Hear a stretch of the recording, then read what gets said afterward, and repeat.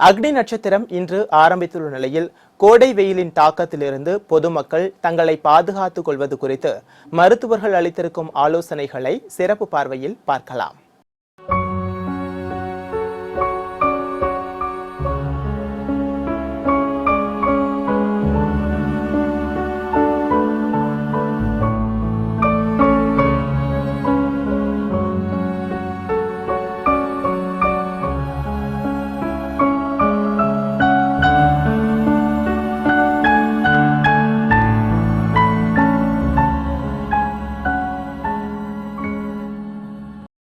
மழைக்காலம், குளிர்காலம், கோடை காலம் என 3 வகையான சீதோஷ்ண நிலைகள் இந்தியாவில் காணப்படுகிறது.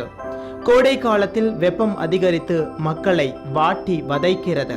தற்பொழுது துவங்கி உள்ள கோடை காலத்தில் இன்று முதல் அக்னி வெயிலும் கொளுத்த போகிறது. எனவே இந்த கடுமையான வெயில் காலத்தில் பொதுமக்களுக்கு வரக்கூடிய நோய்கள் என்னென்ன, அவற்றிலிருந்து நம்மை பாதுகாத்துக் கொள்வது எப்படி என்பது குறித்து தற்பொழுது பார்ப்போம்.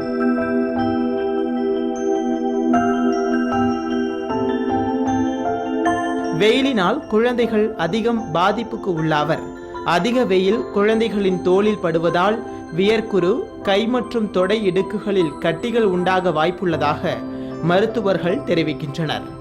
குழந்தைகளை பொறுத்தமட்டில் அதிகப்படியான வெயில் இந்த கோடை காலத்தில் அவர்களுடைய தோல் சந்திப்பதால், that is exposure to sunlight இருப்பதால் அவர்களுக்கு வியர்க்குரு மற்றும் அறைகள், கை இடுக்கு, தொடை இடுக்குகளில்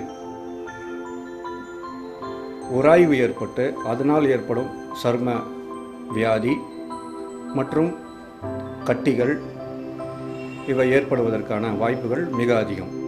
இதேபோல் பெரியவர்களுக்கு போட்டோ சென்சிட்டிவிட்டி ரியாக்ஷன் எனப்படும் தோல் ஒவ்வாமையால் தோல் அலர்ஜி ஏற்படக்கூடும். உடலில் இருந்து வியர்வை வெளியாவதால் உப்புச்சத்து குறைகிறது. இதனால் மயக்கம், வாந்தி, சோர்வு நிலை உள்ளிட்ட உபாதைகள் பெரியவர்களுக்கு ஏற்பட வாய்ப்புள்ளதாக மருத்துவர்கள் தெரிவிக்கின்றனர்.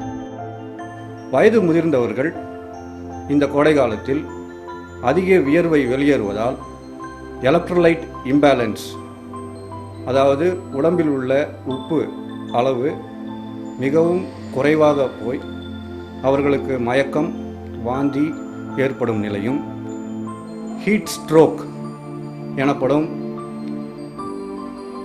மயக்க நிலைக்கு, அதிகப்படியான வெப்பம் தாக்கி மயக்க நிலைக்கு செல்லும் நிலையும்